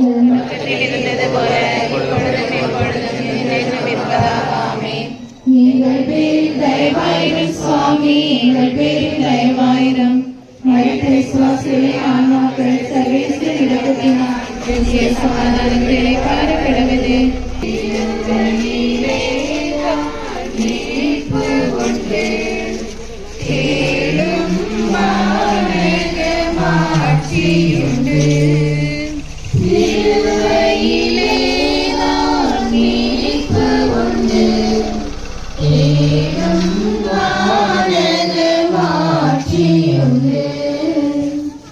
இயேசுநாதர் சுவாமி பாடுபட்ட 12ஆம் ஸ்தலம்.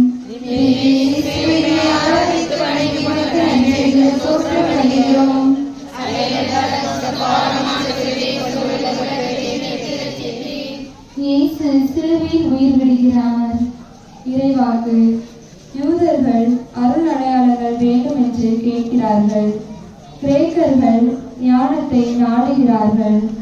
ஆனால் நாங்கள் சிலுவையில் அறையப்பட்ட கிறிஸ்துவை பற்றி பறைசாற்றுகிறோம்.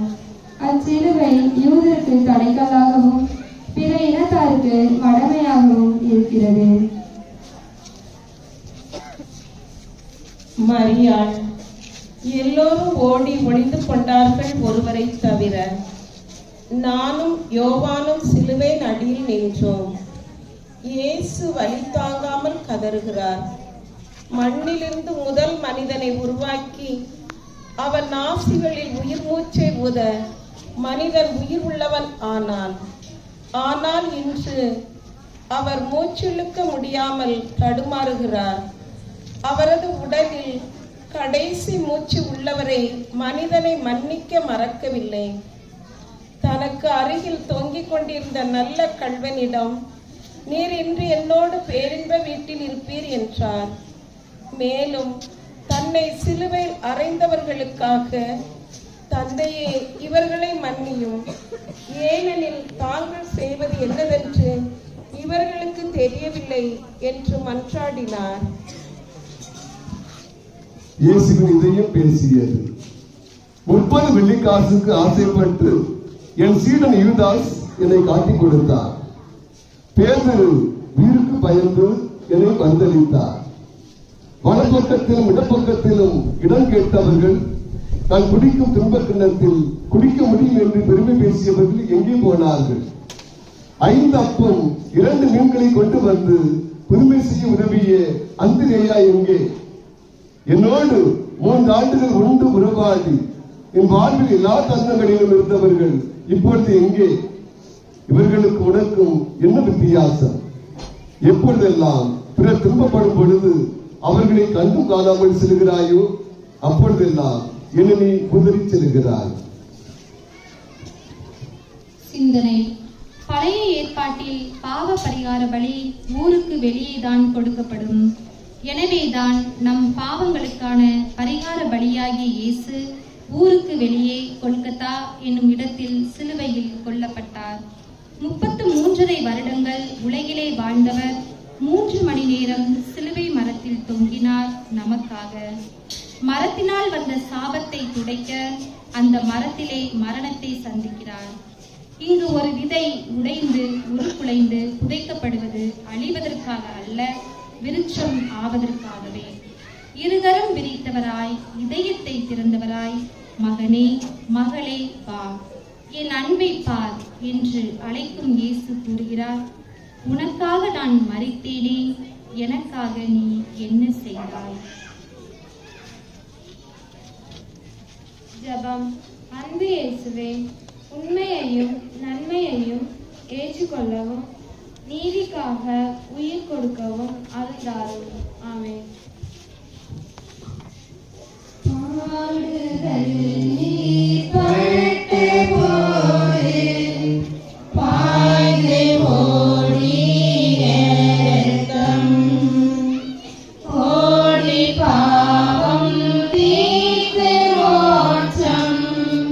கொண்ட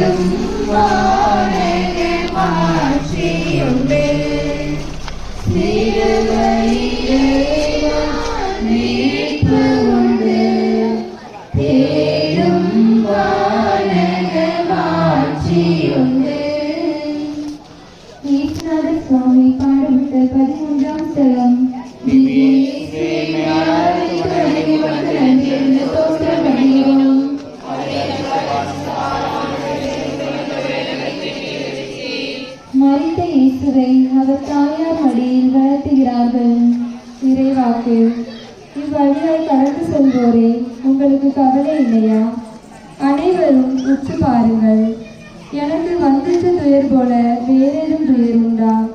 ஆண்டவர் வெஞ்சின நாளில் என்னை துன்பத்திற்கு உள்ளாக்கினார். இயேசு தம் தாயையும் அருகில் நின்ற தம் அன்பு சீடரையும் கண்டு தம் தாயிடம், அம்மா, இவரே உம் மகன் என்றார். பின்னர் தம் சீடரிடம், இவரே உம் தாய் என்றார். அந்நேரம் முதல் அச்சீடர் அவரை தம் வீட்டில் ஏற்று ஆதரவு அளித்து வந்தார். மரியாள், மகனை மார்போடு அணைத்து மகிழ்ந்திட்ட நான் இன்று மாளா துயரோடு உள்ளம் உணர்விழக்க மாசில்லா என் மகனின் உடலை மடிமீது தாங்குகிறேன். தொட்டிலிலும் கட்டிலிலும் தோளிலும் மார்போடும் சுமந்த என் மகன் இயேசுவின் உயிரற்ற உடலை மடி சுமக்கிறேன். ஐயோ, என் உள்ளம் பதைக்கிறது, என் உடம்பெல்லாம் நடுங்குகிறது. என் உள்ளத்தின் வேதனை உங்களுக்கு புரிகிறதா? எத்தாய்க்கும் வரக்கூடாத நிலை எனக்கு. இயேசுவின் இதயம் பேசுகிறது. நான் உயிரோடு இருக்கும்போது எப்போதும் என்னை சுற்றி ஒரு கூட்டம் இருந்தது. அனாதைகள், ஆதரவற்றவர்கள், பாவிகள், விதவைகள், கைவிடப்பட்டோர், நோயாளிகள் என்னை புகழ்ந்து வாழ்த்தி மகிழ்ந்தனர். இன்னொரு கூட்டம் என்னை எப்படியாவது துளைத்து கட்ட வேண்டும் என்று கங்கணம் கட்டி சுற்றி வந்தார்கள். பரிசேயர்கள், சதுசேயர்கள், சட்ட வல்லுநர்கள், மறைநூல் அறிஞர்கள், மத குருக்கள் அனைவரும் என் இறப்பில் பெருமூச்சு விட்டு மகிழ்கிறார்கள். ஆனால் இப்பொழுது என் உடலை சுற்றி என் அன்பு சீடன் யோவான், இறைவனை சந்திக்க வந்த நிக்கதேமு, அரிமத்தியாவைச் சேர்ந்த யோசேப்பு மட்டுமே நன்மைக்கு ஆறுதலாய் உள்ளனர். இப்போது நீயும் என் அருகில் எனக்கு ஆறுதலாய் இருப்பாயா? சிந்தனை. யாரேனும் ஒருவர் இறந்துவிட்டால் அவர் உயிரோடு இருக்கும்போது நம்மோடு உறவாடிய வார்த்தைகள், நமக்கு செய்த உதவிகள், அவர் அனுபவித்த வேதனைகள் எல்லாம் நினைத்து பார்த்து அழுகின்றோம். அதே போல இங்கு அன்னை மரியா இறந்த இயேசுவை தன் மடியில் வைத்து அழுகிறார், புலம்புகிறார். வாழ்வில் துன்பங்கள் வரலாம், ஆனால் வாழ்வே துன்பமயமாக இருப்பதை பார்க்கிறோம். கன்னியாக இருந்தபோதே ஆவியின் வல்லமையால் கருவுற்ற போது சமுதாயத்திலே எத்தனையோ தடைகளை தாண்டி வந்தாரே, அதை நினைத்து அழுவதா? குழந்தையை தொலைக்க ஏரோது தேடிய போது பச்சிளம் குழந்தையை தூக்கி கொண்டு அங்கும் இங்கும் தப்பி ஓடியதை நினைத்து அழுவதா? இறுதியில் குற்றவாளி கூண்டில் ஏற்றி சிலுவையில் அறைக என குற்றம் சுமத்தியதை நினைத்து அழுவதா? எதை நினைத்து அழுவது? இன்றும் பிள்ளைகளின் இறப்பில் பரிதவிக்கும் தாய், தந்தையர் வாழ்வை இழந்து தவிக்கும் விதவைகள் இத்தகைய பரிதாப நிலையில் உள்ளனர். இவர்களில் அன்னை மரியின் சோகமும் வீரமும் வெளிப்படுகிறது. சிந்திப்போம். ஜெபம். அம்மா மரியே, உன் துயரை கண்டு மனம் வருந்துகிறோம். எங்கள் வாழ்வு மாற இறைவனிடம் பரிந்து பேசும் அம்மா. ஆமென்.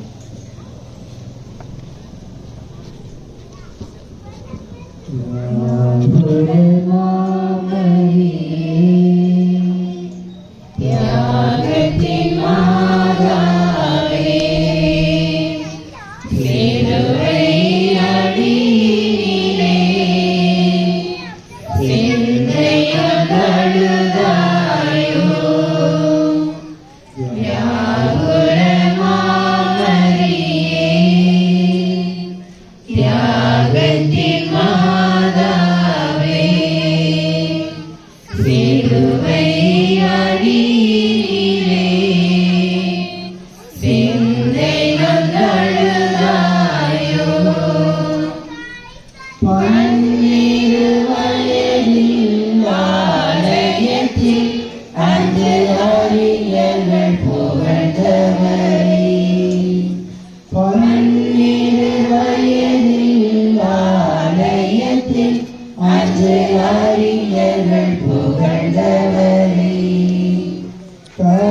கண்களை நீட்டு கழுவனை போல் கருணை கண்டதனா தியாகுரமாமரியே தியாகத்தின் மாதாவே சிலுவை அடியிலே சிந்தையும் தழுதாயோ. விண்ணுலகில் இருக்கிற எங்கள் தந்தையே, உமது பெயர் தூயதென போற்றப் பெறுக. உமது ஆட்சி வருக. உமது திருவுளம் விண்ணுலகில் நிறைவேறுவது போல மண்ணுலகிலும் நிறைவேறுக. எங்கள் அன்றாட உணவை இன்று எங்களுக்கு தாரும். எங்களுக்கு எதிராக குற்றம் செய்வோரை நாங்கள் மன்னிப்பது போல எங்கள் குற்றங்களை மன்னியும். எங்களை சோதனைக்கு உட்படுத்தாதையும் தீமையிலிருந்து எங்களை விடுவித்தருளும். ஆமென். அருள் நிறைந்த மரியே வாழ்க. ஆண்டவர் உடனே பெண்களுக்குள் ஆசி பெற்றவர் நீரே. உடைய திருவயிற்றின் கனியாகிய இயேசுவும் ஆசி பெற்றவரே. புனித மரியே, இறைவனின் தாயே, பாவிகளாயிருக்கிற எங்களுக்காக இப்பொழுதும் எங்கள் இறப்பின் வேளையிலும் வேண்டிக் கொள்ளும். ஆமென். தந்தைக்கும் மகனுக்கும் தூய ஆவியாருக்கும் ஆசி உண்டாவதாக. தொடக்கத்தில் இருந்தது போல இப்பொழுதும் எப்பொழுதும் என்றும் இருப்பதாக. ஆமென். எங்கள் பேரில் தயவாயிரும் சுவாமி, எங்கள் பேரில் தயவாயிரும். அதற்கு விசுவாசியானால் சர்வேஸ்வர நடக்கட்டும். எங்கள் சமாதானத்தில் தாழ்வானது. ஆமென்.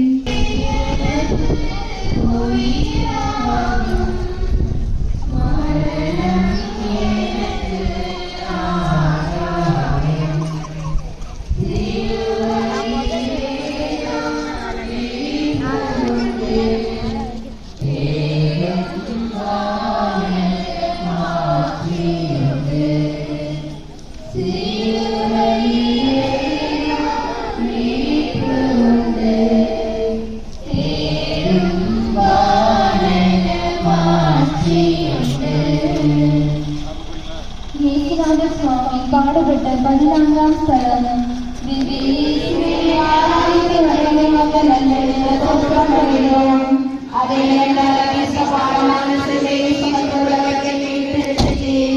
இயேசுவை கல்லறையில் அடக்கம் செய்கிறார்கள். இறைவாக்கு. ஏற்கனவே இயேசு இறந்துவிட்டதை குறித்து வியப்படைந்த பிலாத்து நூற்றுவர் தலைவரை அழைத்து இதற்குள் இறந்து விட்டானா என்று கேட்டான். நூற்றுவர் தலைவரிடமிருந்து கேட்டறிந்தது உடலை அவன் யோசேப்பிடம் அளித்தான். யோசேப்பு மெல்லிய துணி ஒன்றை வாங்கி வந்து இயேசுவின் உடலை இறக்கி துணியால் சுற்றி பாறையில் வெட்டப்பட்டிருந்த கல்லறையில் கொண்டு வைத்தார். அதன் வாயிலில் ஒரு கல்லை உருட்டி வைத்தார். மரியாள் அரிமத்தியா ஊரை சேர்ந்த யோசேப்பு என்பவர் பிலாத்துவிடம் அனுமதி பெற்று இயேசுவின் உடலை எடுத்து வந்தார்.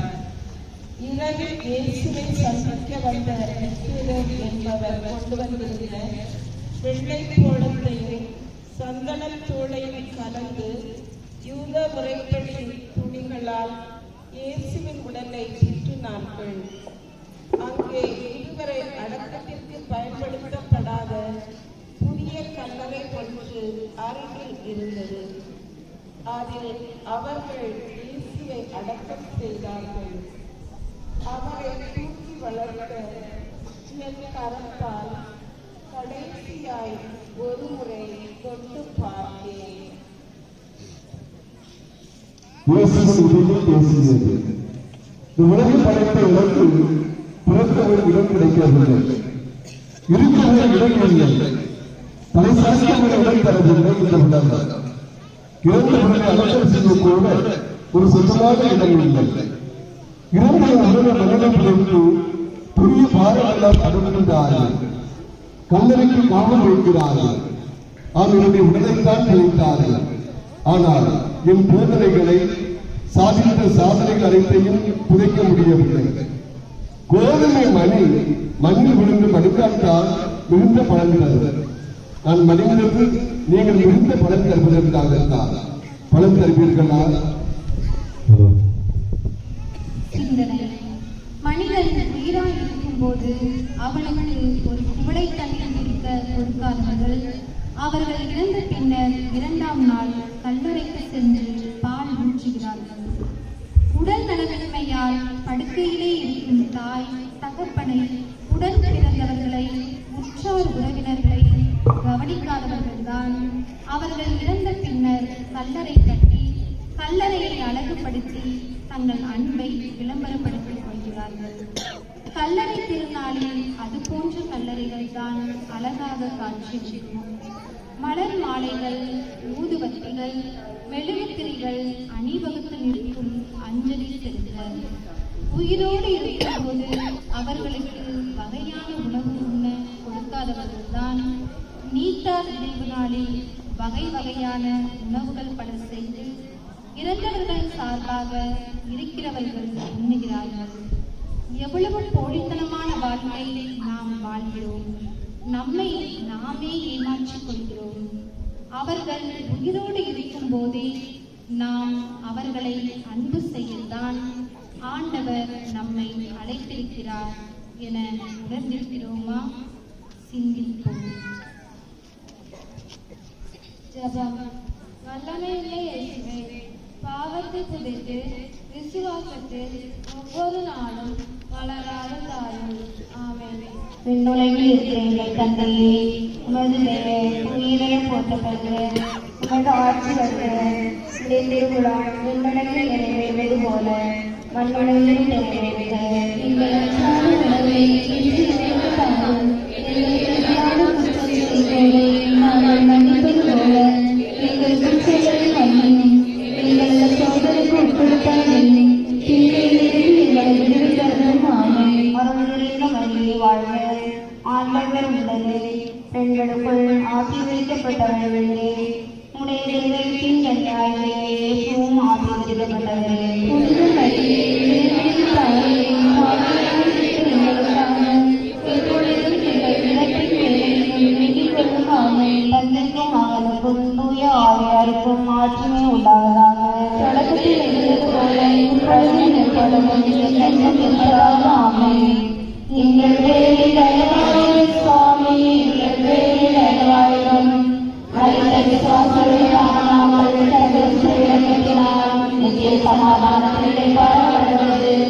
ஆமென். அன்புமிக்க சகோதர சகோதரிகளே, எங்களுக்கு எதிராக குற்றம் செய்வோரை நாங்கள் மன்னிப்பது போல எங்கள் குற்றங்களை மன்னியும். எங்களை சோதனைக்கு உட்படுத்தாதேயும். தீமையிலிருந்து எங்களை விடுவித்தருளும். ஆமென். அருள் நிறைந்த மரியே வாழ்க. ஆண்டவர் உடனே பெண்களுள் ஆசி பெற்றவர் நீரே. உடைய திருவயிற்றின் கனியாகிய இயேசுவும் ஆசி பெற்றவரே.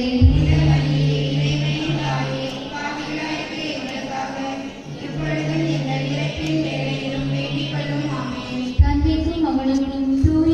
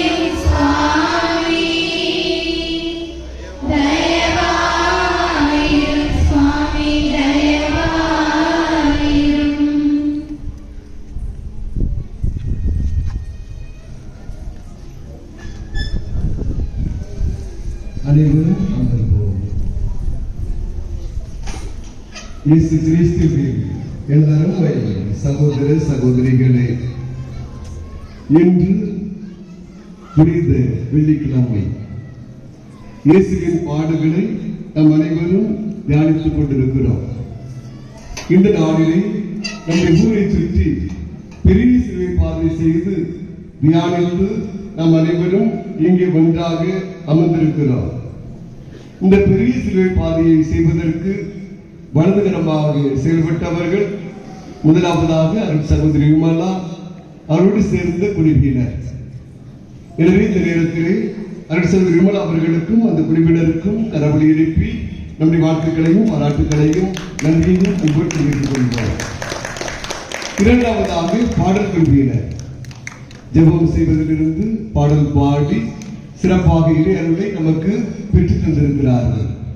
எனவே திரு ஜெயசுராஜன் அவர்களுக்கும் நம்முடைய பாடல் குழுவினர் ஒவ்வொருவருக்கும் கரவொலி எழுப்பி நம்முடைய வாழ்த்துக்களையும் பாராட்டுக்களையும் நன்றியையும் அன்போடு தெரிவித்துக் கொள்வோம்.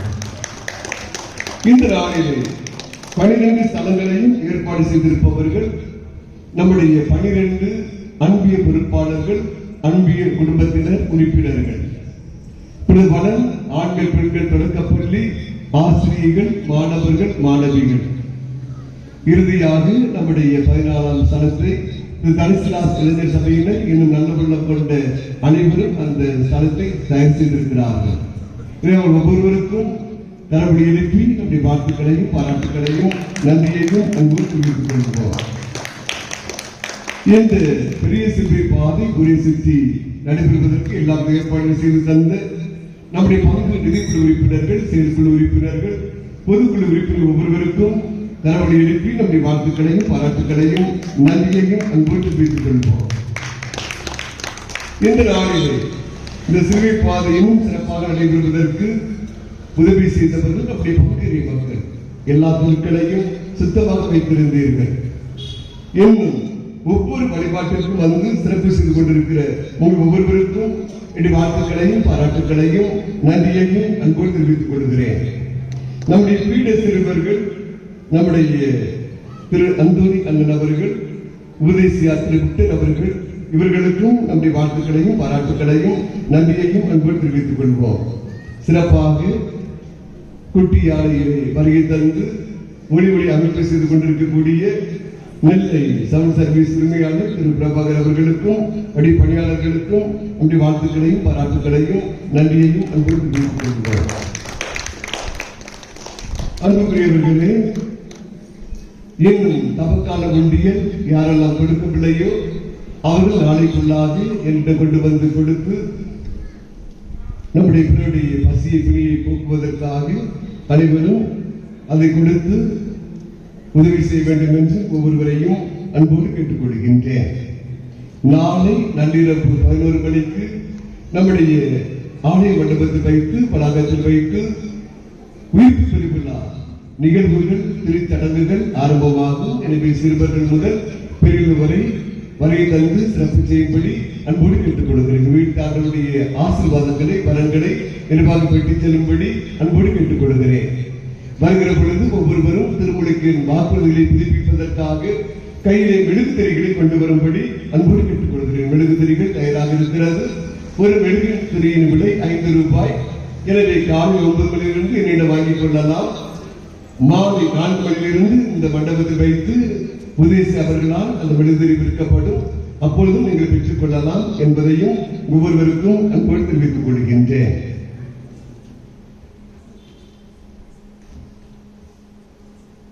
என்னை பின் செல்ல விரும்பும் எவரும் தன்னையே மறுத்து தன் சிலுவையை சுமந்து கொண்டு என்னை பின்தொடரட்டும் என்கிறார் இயேசு கிறிஸ்து. சீனாவிலே மாபோ என்ற ஒரு இடத்திலே கத்தோலிக்க கிறிஸ்தவ ஆலயம் ஒன்று இருக்கிறார்.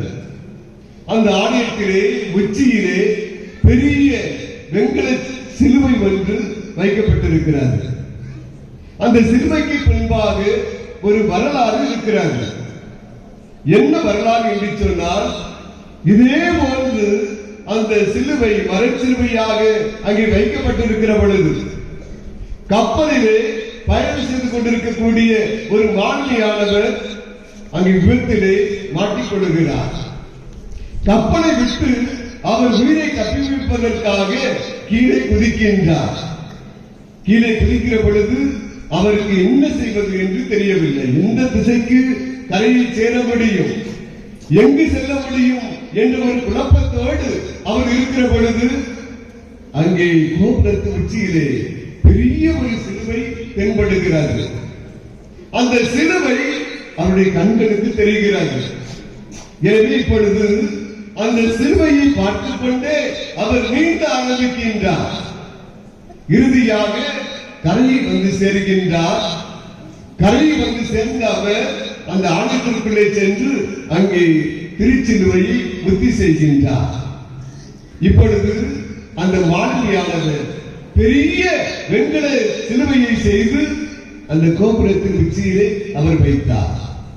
அன்புக்குரியவர்களே, சிலுவைதான் நம்முடைய கத்தோலிக்க திருச்சபையிலே, நம்முடைய கத்தோலிக்க கிறிஸ்தவ வாழ்வின் மையமாக இருக்கிறார்.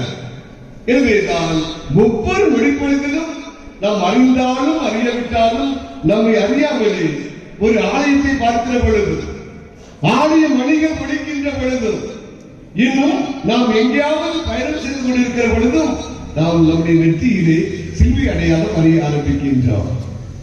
இன்னும் நாம் எங்கேயாவது ஆபத்தான பகுதிகளுக்கு செல்கிற பொழுதும் நாம் சிலுவை அடையாளம் வரைய ஆரம்பிக்கின்றோம். நாம் தூங்க செல்கிற பொழுதும் 4 பக்கமும் சிலுவை அடையாளம் வரைகின்றோம்.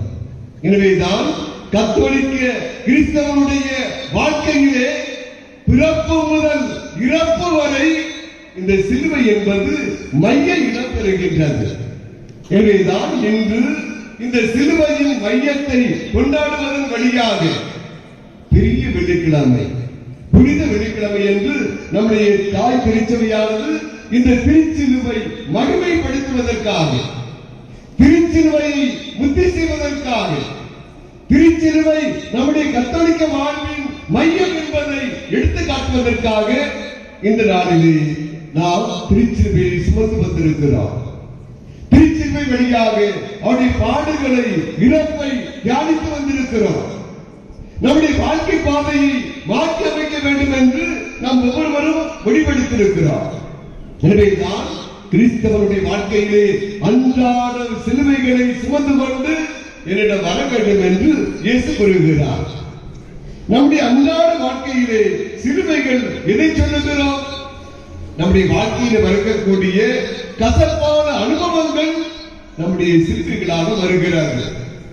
நம்முடைய வாழ்க்கையில வரக்கூடிய துன்பங்கள், துயரங்கள், பிரச்சனைகள், வியாதிகள், வருத்தங்கள், கடன் தொல்லைகள், தொழில் நஷ்டங்கள், எதிர்பாராத நிகழ்வுகள், இவை அனைத்தும் நம்முடைய அன்றாட வாழ்க்கையிலே சிலுவைகளாக வந்து கொண்டிருக்கிறார்கள். இதைதான் இயேசு கிறிஸ்து தெளிவாக சொல்லுகிறார்.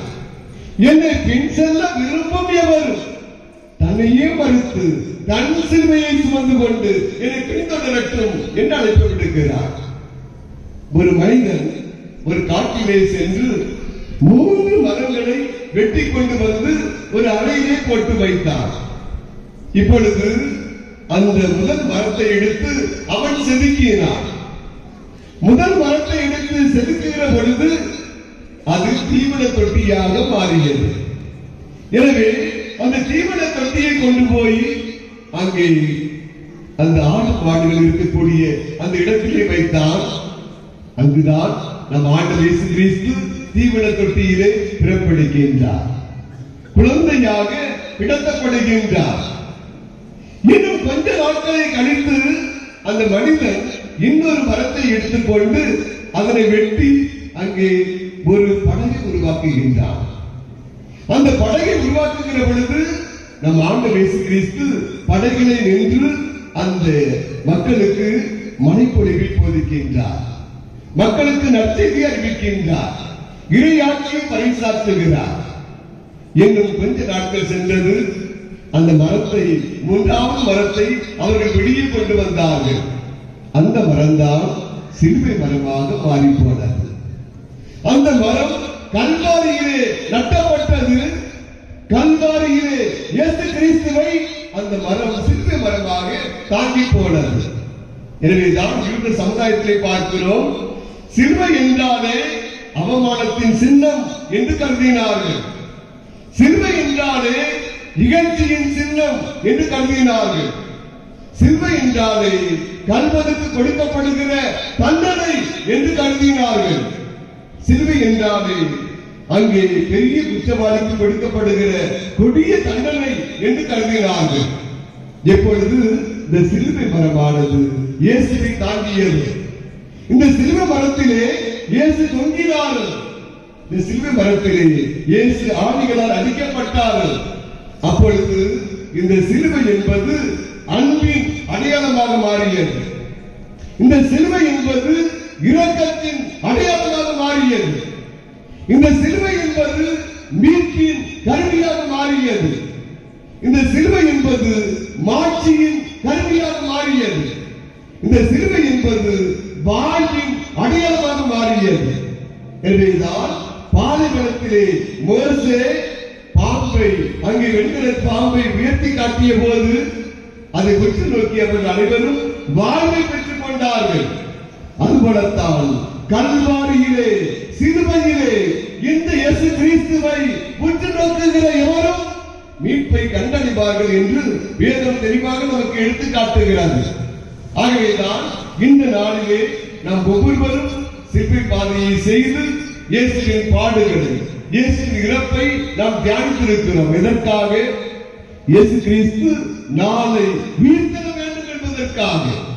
எனவேதான் பவுலடியார் சொல்லுகிறார், இயேசு கிறிஸ்து உயிர்த்தெழவிட்டால் நம்முடைய நம்பிக்கை வீணிலும் வீணாகி போய்விடும் என்று குறிப்பிடுகிறார்.